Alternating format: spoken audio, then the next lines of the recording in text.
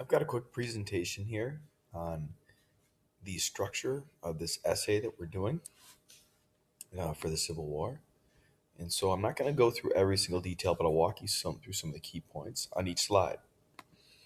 As we look at the first slide here, it just breaks down the different parts: introduction, body paragraphs, concession, refutation, and conclusion, and just gives you an idea of how many sentences each part should be. This is a graphic or graphic organizer that shows you what it should look like. Let's do that upside down triangle for introduction that ends with the thesis. These three rectangles represent the three body paragraphs. Our concession and refutation are this circle, and it is a separate paragraph. The first half is about your concession, meaning the counterclaim, and the second half is the refutation, which is you refuting that counterclaim. And the conclusion is the right side up triangle, where we start with our restatement of thesis, we restate our main points, and then we end with a broad statement. As far as the thesis statement goes, here's an example of not the thesis statement, but maybe the hook for an essay like this. In American society, war has often presented an opportunity to minorities. It doesn't really mention the Civil War or the 54th Massachusetts, but this general idea of war being an opportunity for minorities to advance. You'll have sentences in between from this broad statement down to the thesis that kind of clarify or provide context for what you're writing about. And then you'll end with your thesis statement. And here's that example that we had from our worksheet. Two different thesis statements. You can see them on your thesis writing worksheet. They're right here for you. This would be the organizational style and then the analysis style. Body paragraphs, I know you've done this before, but they're represented here, three of them in this essay, three rectangles. And remember, they would start with a topic sentence. And a topic sentence is where you expand on one of the ideas from your thesis statement. That's what I've done here.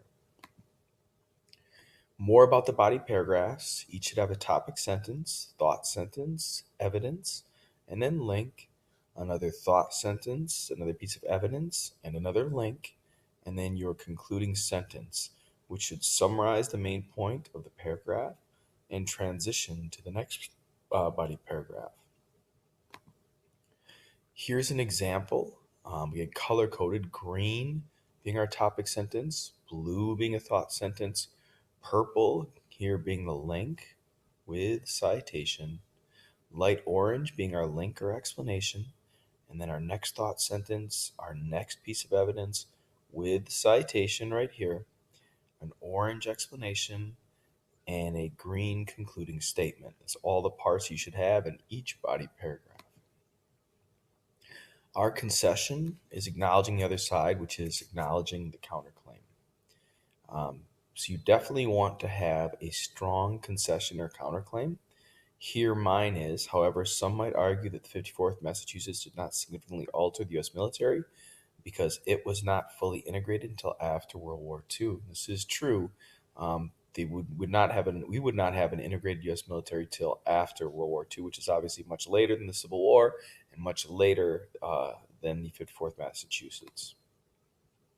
You want to refute the concession, which we call the hammer, immediately following, and in about as much space, refute the opposition using evidence which undermines their criticism.